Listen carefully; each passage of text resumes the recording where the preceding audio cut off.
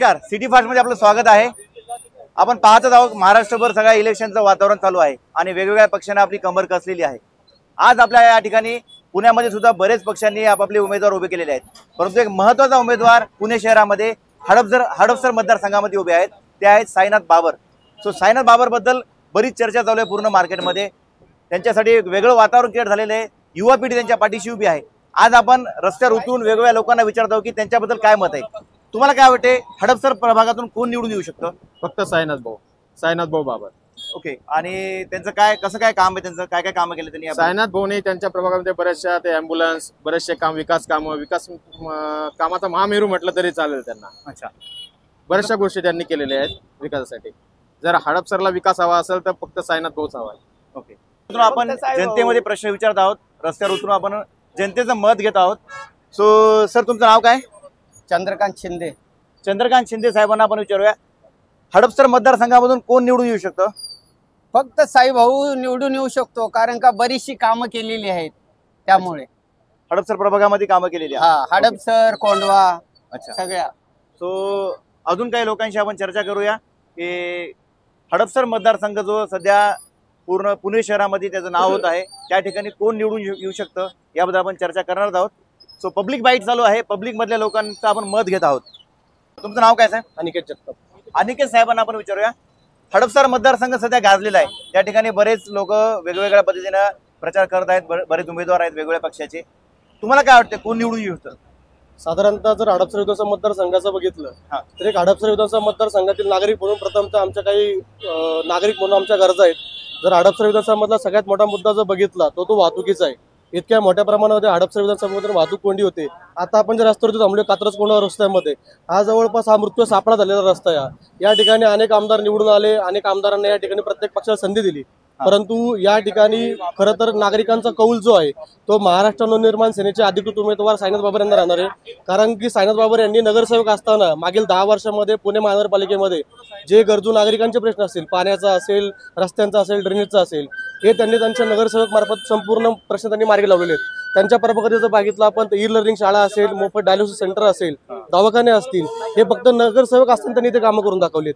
या प्रभागामध्ये इथून मागे प्रत्येक नगर आपण आमदाराला संधी दिलेली आहे। यावेळेस जे महाराष्ट्र नवनिर्माण सेनेचे अधिकृत उमेदवार आहेत साईनाथ बाबर यांना जर संधी दिली तर नगरसेवक असताना त्यांच्या प्रभागात इतकं चांगलं काम करू शकतात। एक सामान्य नागरिक म्हणून आमची अपेक्षा आहे की हडपसर विधानसभा मतदारसंघाची एकदा संधी ही साईनाथ बाबरांना द्यावी आणि नक्कीच त्या संधीचं सोनं करतील याचा आम्हाला एक नागरिक म्हणून विश्वास आहे आणि ते नक्कीच या ठिकाणी येणाऱ्या काळामध्ये हडपसरमध्ये ते उत्कृष्ट काम करून दाखवतील असा आमचा विश्वास आहे।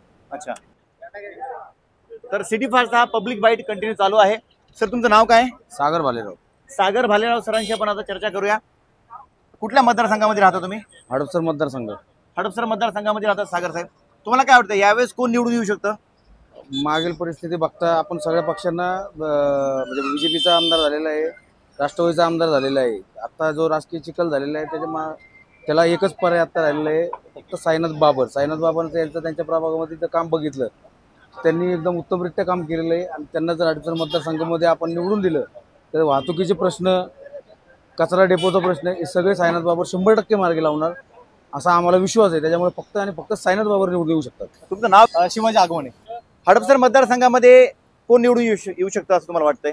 हडपसर मतदारसंघामध्ये 100% साईनाथजी बाबर येणार आहेत निवडून, कारण त्यांचे जे 10 ते 15 वर्षामध्ये नगरसेवक असताना आणि आता पुणे शहराध्यक्ष मनसेकडनं असताना त्यांच्या माध्यमातून जे कामं झालेले आहेत आपल्या प्रभागामध्ये ते अतिशय मध्यम प्रचंड असे खूप मोठे कामं केले त्यांनी आणि त्याच्यामध्ये नागरिकांचा उत्साह आहे की साईनाथ बाबर यावेळेस आमदार म्हणून विधानसभेवर पाठवायचं आहे, त्यामुळे साईनाथ बाबरच येऊ शकतात। साहेब, तुमचं नाव काय? अविनाश भाऊके। अविनाश भाऊ, हडपसर मतदारसंघाचा आपण सर्वे करतोय, आपण बऱ्याच आम जनतेला विचारतो की कोण निवडून येणार आहे। तुम्हाला काय वाटतं की हडपसर मतदारसंघातून कोण निवडून येऊ शकतं? हडपसर मतदारसंघातून मला तर असं वाटतंय की जनतेचा प्रतिसाद हा साईनाथ भाऊ बाबर यांना मोठ्या प्रमाणात मिळतोय। नवीन चेहरा आहे, नवीन म्हणजे कोंढव्याचा त्यांना अनुभव पण आहे काम करण्याचा, सर्व समाजाला एकत्र घेऊन चालण्याचाही त्यांचा खूप मोठा हे आहे। त्याच्यामुळं मला तरी असं वाटतंय की साईनाथ भाऊ बाबर यांना प्रचंड मतांनी लोक इथून या हडपसर मतदारसंघातून विजय करतील, निवडून देतील। हो, निवडून देतील। साहेब, तुमचं नाव काय? नगरवाला कुजेम। गुजर नगरवाला साहेबांशी आपण चर्चा करतोय। तुम्ही कुठल्या प्रभागात राहता? कुठल्या? मी कोंढव्यात राहतो। कोंढव्यात राहता, म्हणजे कोंढवा प्रभाग तुमचा मतदारसंघ हा हडपसर असेल? हो, हडपसर बरोबर। मतदारसंघ। हडपसर मतदारसंघामध्ये आता ही निवडणूक चालू आहे यामध्ये कोण निवडून येऊ शकतं असं मला वाटतं? आमच्यातर्फे तर एकच आहे, साईनाथ भाऊ बाबर. बाकी दुसरा आहेत नाही उमेदवार. साईनाथ भाऊ, कशामुळे तुम्हाला वाटतं की साईनाथ बाबर यायला पाहिजे निवडून?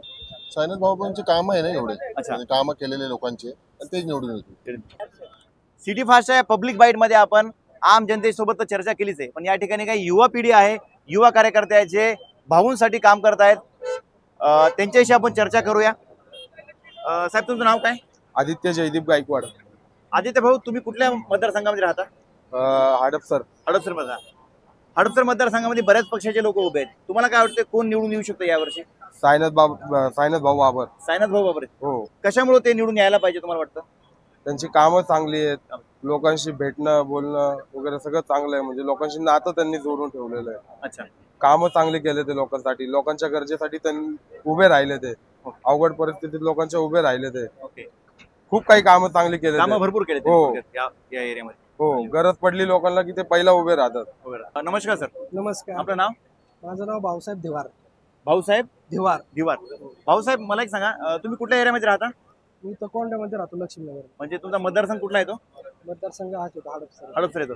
तुम्हाला काय वाटतं हडपसर मध्ये बरेच उमेदवार उभे आहेत, कोण निवडून यायला पाहिजे किंवा कोण निवडून येऊ शकतं? निवडून तर साईनाथ बाबरच येणार, अच्छा, साईनाथ बाबर येणार. ओके. एवढं ठाम मतान तुम्ही कसं काय सांगू शकता?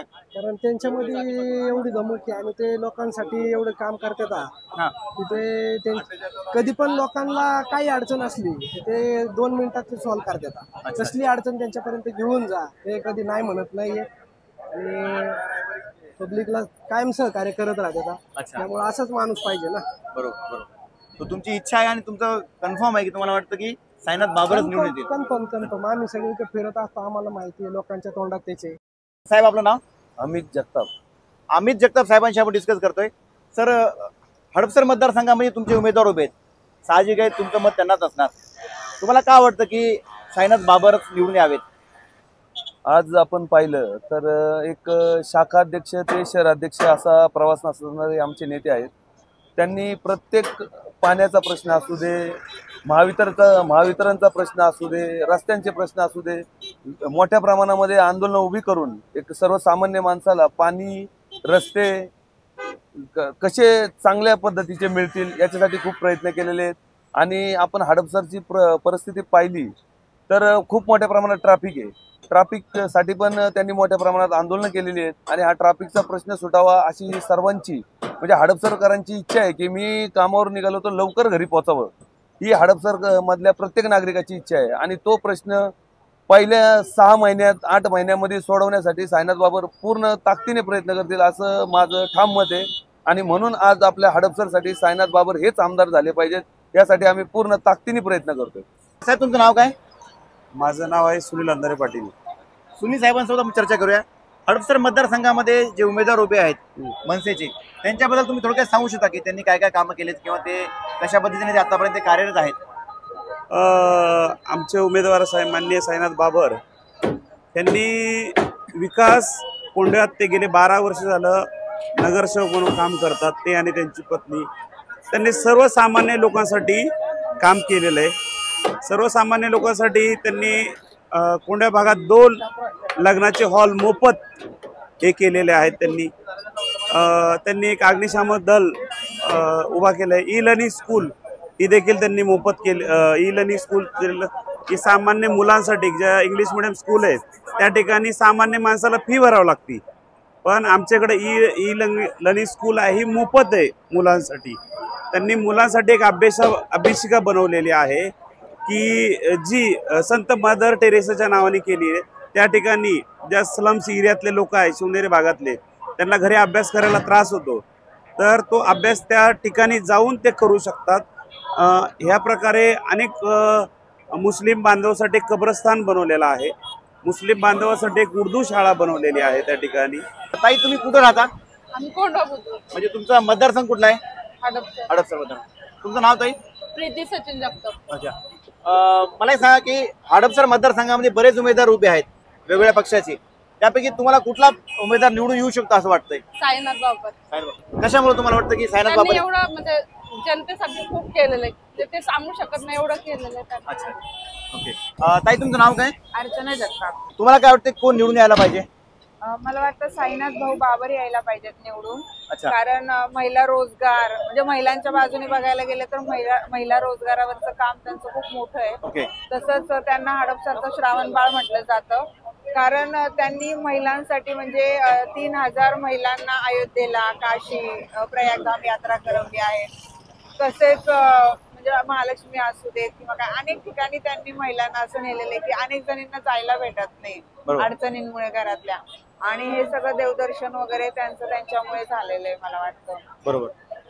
तर त्यामुळे तुम्हाला वाटतं की साईनाथ बाबरच निवडून यायला पाहिजेत? हा, म्हणजे फक्त महिलांसाठी काम केलंय म्हणून नाही, हा. पण कुठल्याही जाती धर्माचा किंवा कशाचा विचार न करता निपक्षपातीपणे त्यांनी प्रत्येक समाजासाठी काम केलेलं आहे, म्हणून ते यायला पाहिजे. तुमचं नाव काय? सीमा दिलीप टिळेकर. ओके.